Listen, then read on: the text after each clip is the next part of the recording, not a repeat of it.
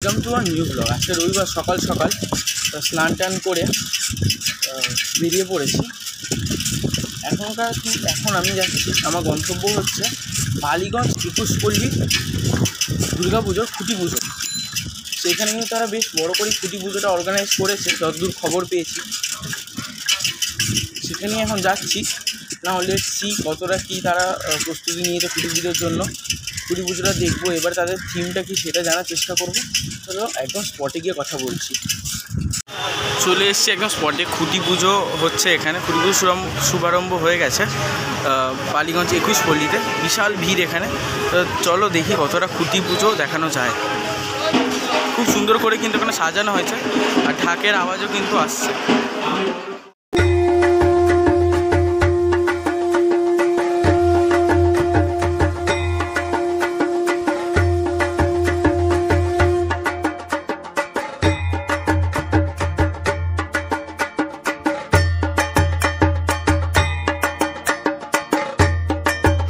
হচ্ছে কিন্তু বালিগঞ্জ 21 পল্লীর যে খুঁটিটা, সেটা সুন্দরভাবে কিন্তু সাজানো হয়েছে। সাজানো হয়েছে এখানে, কিন্তু পুজো ইতিমধ্যেই শুরু হয়ে গেছে। বাচ্চাদেরকে নিয়ে একটা ছোটো প্রোগ্রাম মতো হয়েছিল, যেখানে বাচ্চারা যে যা নিজের মতো সেজে গুজে এসেছিলো। ওই জন্য একটু ভিড়টা হয়েছিল, এবার কিন্তু আস্তে আস্তে ফাঁকা হয়ে যাচ্ছে। হচ্ছে কিন্তু ব্যাকগ্রাউন্ডটা, এখানে কিন্তু খুঁটিটা পোতা হবে। এই যে এখানটা গর্তটা করা হয়েছে, খুঁটি পোতা হবে। এখানে ফুল দিয়ে সাজানো হয়েছে। এটা হচ্ছে খুঁটি, খুব সুন্দরভাবে কিন্তু খুঁটিটাকে সাজানো হয়েছে। আর এই খুঁটি পুজোটা কিন্তু এখন এখানে হচ্ছে। খুঁটি পুজোটা হয়ে গেলে কিন্তু খুঁটিটা পোতা হবে, তখন একবারে দেখাবো।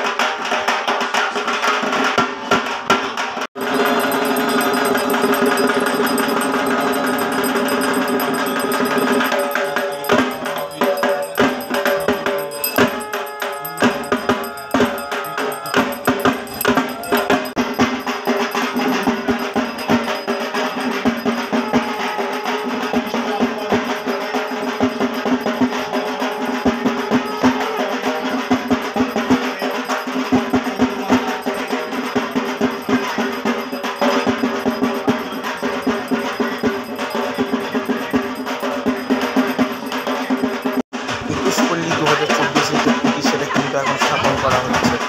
অনেক ভিড় ওখানে আগে খেলতে পারিনি, এখান থেকেই দেখাচ্ছি।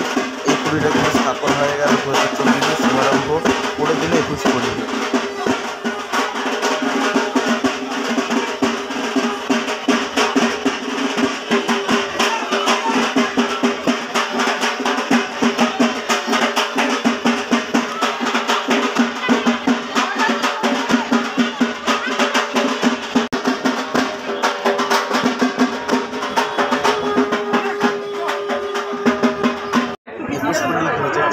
যে থিম সেটা কিন্তু এই পর্দাটার পেছনে আছে, এই মুহূর্তে সেটাই কিন্তু ইনগ্রেশন করা হবে।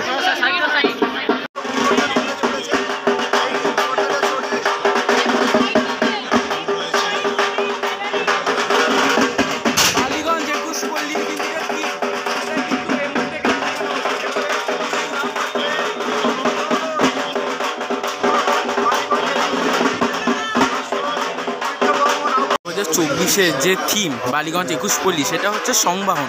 সংবাহন মানে যারা জিনিসপত্র বয়ে নিয়ে যায়, আমাদের জন্য যারা জিনিস বয়ে নিয়ে যায়। এবার এটা তো এখন ইনগ্রেশন হলো এই থিমটার। এবার আমরা আর্টিস্ট সৌরজিৎ ব্যানার্জির কাছ থেকে জেনে নেব তার ভাবনা চিন্তা কী রয়েছে এই বছর।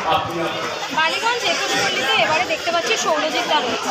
প্রথমে সৌরজিৎদাকে নমস্কার জানাবো, অগ্রিম শুভেচ্ছা জানাবো। এবার জিজ্ঞেস করবো যে এখানে কি তোমার প্রথমবার কাজ? হ্যাঁ, 21 পল্লীতে আমি এবছর তুমি কি ভাবছো? আমি এবছর এখানে ভাবছি, কিসের ভাবনার নাম হচ্ছে সংবাহন। আমি সংবাহন নিয়ে কাজ করছি। তো কনসেপ্টটা কি ক্লিয়ার করা যাবে? আচ্ছা, সংবাহন কথাটার অর্থ হচ্ছে যারা বহন যাত্রার সাথে জড়িত। আমাদের সমাজের সাথে সবাই যেরকম জড়িয়ে আছে বিভিন্ন বিভিন্ন সত্তা নিয়ে, যেরকম আমি আমার শিল্পটা সত্তা, তুমি জার্নালিস্ট, তোমার জার্নালিজমটা সত্তা, সেরকম যারা বহন যাত্রার সাথে জড়িয়ে আছে তাদেরও এটা একটা সত্তা।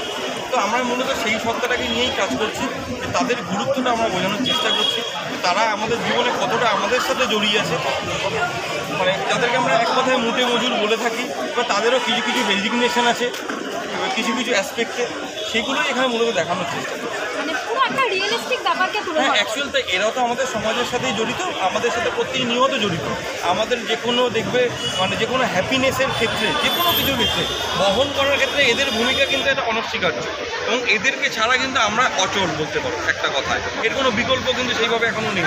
তো তাদেরকে কিছুটা বলতে পারো যে একটু রোমহঞ্জন করার মতো, তাদেরকে কিছুটা একটু মনে করার মতো, মানে তাদের কিছুটা পাশে দাঁড়ানোর মতো। দুর্গাপুজো যেটা একটা আনন্দের উৎসব, বাঙালির শ্রেষ্ঠ উৎসব, সেখানে সবাইকে মিলেমিশে নিয়ে যদি আমরা এগিয়ে যেতে পারি, আমার মনে হয় তার থেকে বড় আর কিছু হতে পারে। এবারে বলবো যে প্রতিমা কি করছে? প্রতিমা করছে হচ্ছে ভাস্কর পবিত্র বর্মন। লাস্ট ইয়ার ওর একটা বিগেস্ট কালচার তোমরা একটা দক্ষিণ কলকাতার মণ্ডপে দেখতে পেয়েছিলে, one of the biggest culture ছিল কলকাতায়। এবছর আমাদের কাছে মানে আমার সাথে ও এখন প্রতিমা শিল্পী হিসেবে জয়েন করেছে, আর আবহ হিসেবে কাজ করছে চক্রবর্তী আমাদের সাথে। তো সেই হিসাবে আমরা খুবই প্রাউড, এবং আমি তো খুবই প্রাউড। আশা করছি একটা অন্যরকম কিছু আমরা দেখাতে চাই। ফিল্ডে কবে থেকে কাজ শুরু করছে? ফিল্ডে কাজ এই আজকে শেষ হয়ে গেলেই কাল থেকে শুরু হয়ে যাবে মোটামুটি। আর তো যদিও পুজোর বেশি দিন বাকি নেই, 1 অক্টোবর কি 2 অক্টোবর ওপেনিং, সেটা ফিক্সড হয়ে গেছে। তো যা করতে হবে তার মধ্যেখানেই করতে হবে। এবারে জানতে চাইবো যারা আগত দর্শনার্থী তাদেরকে তুমি তোমার তরফ থেকে কি বার্তা দেবে এই মণ্ডপটার সম্পর্কে? দেখুন, আগত যারা দর্শনার্থী প্রত্যেক বছর যারা দেখে কলকাতা দুর্গাপুজোর দর্শক অনেক স্মার্ট, এবং তারা সব রকম কাজ দেখেছেন, অতীতে আমার কাজও তারা দেখেছেন, এবং প্রত্যেকটা আর্টিস্টের নামের সাথে সাথে তারা প্রত্যেকটা যারা দুর্গাপুজো দেখে রুটিন, তারা জানে যে কে কীরকম ধরনের কাজ করে। আমার কাজের ধরনও তারা জানে। এবার আমরাও চেষ্টা করি প্রথাগত নিজেকে ভেঙে একটু নতুনভাবে এগানোর। এই বছরে তার ব্যতিক্রম হবে না আমার মনে হয়। আচ্ছা, এবারে জিজ্ঞেস করবো যে এই যে তুমি যে কাজটা করছো, একটা তো সাধারণ মানুষের তো আন্ডারস্ট্যান্ডিংয়ের ব্যাপার থাকে, সেই দিক থেকে তুমি কতটা আশাবাদী? না, আন্ডারস্ট্যান্ডিংটা ওই কারণে আশাবাদী, কারণ আমি এটাও বলতে চাই যে বালিগঞ্জের এই রাস্তার ওপর, একটা এরকম জনবহুল রাস্তার ওপরে যখন কেউ এসে একটা প্যান্ডেলের সামনে দাঁড়াবে, তার প্রথম এসে এটা বিশ্বাস করতে, মানে এটা বিশ্বাস করতে হবে যেটা প্যান্ডেল, যেমন প্যান্ডেলে দাঁড়িয়েছে। মানে আমি যে বিষয়টা দেখাতে চাইছি, যে স্থানটা দেখাতে চাইছি, সেই স্থানটাই এখানে আমরা তুলে দেবো, এবং তার সাথে সেই স্থানের সাথে যে মানুষগুলোকে রিলেট করতে চাই সেটাও খুব ওপেনলিভাবে করি।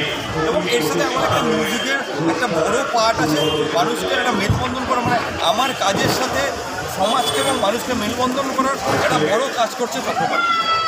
দাদার কাছ থেকে এবার জানতে চাইবো যে দাদা তো বললো থিমের বিষয়টা, তুমি যদি একটুখানি তোমার মিউজিকের বিষয়টা বলো, মানে কেমনভাবে জিনিসটাকে তুমি এখানে একসাথে মেলবন্ধনটা ঘটাবো? আচ্ছা, বিষয় যেটা সেটা হচ্ছে যে যেমন একটা সিনেমার গান তৈরি হয়, এরকম তো হয় না যে ধরো সিনেমাটা চিত্রনাট্য একদিকে যাচ্ছে, গান অন্যদিকে যাচ্ছে, এরকম হয় কিনা জানি না, কোথায় কোথাও দেখেছি, তো হওয়া উচিত না। তা বিষয় হচ্ছে যে দিনের শেষে এটা দুর্গাপুজোর প্যান্ডেল, বাস, কাপড়, আসল ক্রেডিট সবসময় যে মাটির প্রতিমা বানাবে আর প্যান্ডেল বানাবে আমার বিজে, তাই তো? মানে ধরো একটা চোরের পিছনে একটা তবলার রেলা বাজছে, তার দেখতে ভালো লাগবে, শুনতে ভালো লাগছে।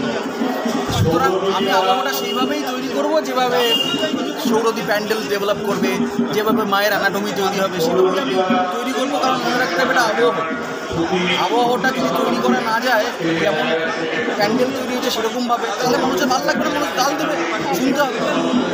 মানুষের কাজ, দশের কাজ, চাঁদা তুলে কাজ, যদি খারাপ লাগে শুনতে মানুষের, সেটা আমাকে শুনতে হবে। তার থেকে সেফ হচ্ছে ভালোভাবে কাজ করা। আর মিউজিকের সাথে মানে আবহাওয়ার সাথে অনেক সময় দেখতে পাই কিছু কথা থাকে, তোমার কি সেরকম কিছু ভাবনা আছে?